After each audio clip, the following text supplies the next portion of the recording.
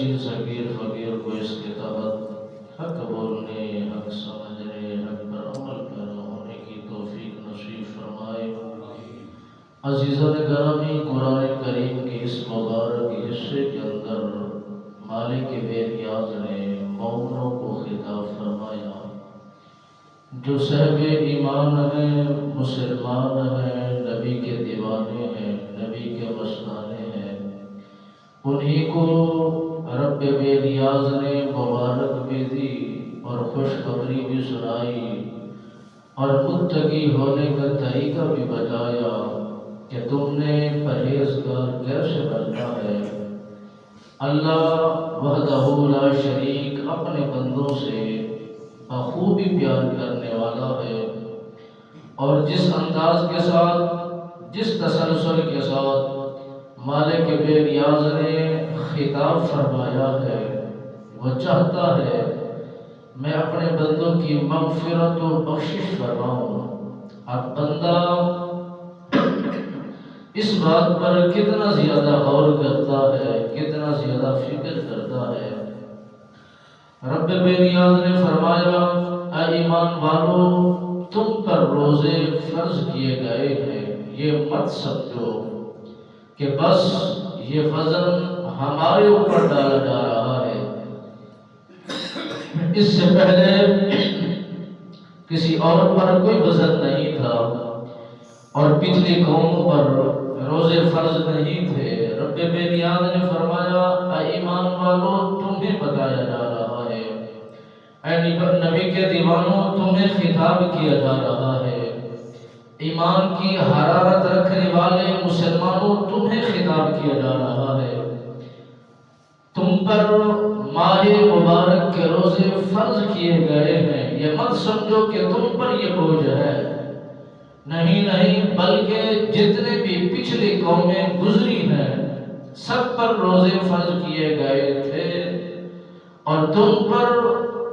یہ خدا کی مہربانی کچھ یوں ہے، پہلے عاشورے کا روزہ ایک فرض تھا، اسے منسوخ کر کے پورے مہینے کے اندر 3 روزے فرض کیے گئے تھے، اور پھر 13ویں اور 14ویں اور 15ویں کا روزہ یہ مسلمانوں پر یہ فرض تھے، کیونکہ یہ آداب اور یہ طریقہ پچھلی قوموں کا تھا۔ تو رب کے محبوب کو یہ پسند آیا اور اچھا لگا، خوبصورت لگا، اس لیے اس عمل کو اپنانے کی انہوں نے جب کوشش فرمائی، رب بے نیاز نے اپنے محبوب کے اس عمل کو دیکھ کر ان پر فرض فرما دیا، اور یہ قوم روزے رکھنا شروع کر دیتی ہے، اور نبی کے دیوانے، نبی کے مستانے اس عمل پر پیرا ہونے کی کوششیں کر رہے ہیں۔ اور اس سے پہلے جتنی بھی قومیں آئی ہیں 33 گھنٹے 34 گھنٹے ان پر روزے فرض کیے گئے تھے، نہ وہ کھاتے نہ وہ پیتے، صبح سویر اٹھ کر جیسے ہی اٹھتے تو وہ روزے کی حالت میں ہویا کرتے تھے۔ اگر تاریخ کو پڑھ کر دیکھیں، تفاسیر کو پڑھ کر دیکھیں،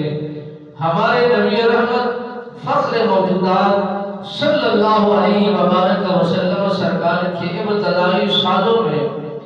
جب یہ روزے فرض تھے تو 24 گھنٹے بھی ان پر فرض تھے، اور راتیں ان کے لیے حرام تھی، اور پھر دن بھی ان کے لیے حرام تھا، نہ اجماع کر سکتے، نہ جماع کر سکتے، نہ میاں بیوی کا تعلق بڑھایا جا سکتا، اور جناب سیدنا صدیق اکبر پاک کی وجہ سے یہ راتیں ہمارے لیے حلال قرار پائی،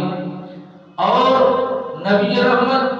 فخر موجودات صلی اللہ علیہ وسلم سرکار نے فرمایا پہلا روزہ عاشورے کا تھا، رب نے منسوخ کر دیا، پھر 3 روزوں کا حکم آ گیا، 13ویں 14ویں اور 15ویں کا، یہ بھی مسلمانوں پر یہ فرض قرار پایا۔ نبی رحمت فخر موجودات صلی اللہ علیہ وسلم سرکار کے دیوانوں، شمع رسالت کی پروانوں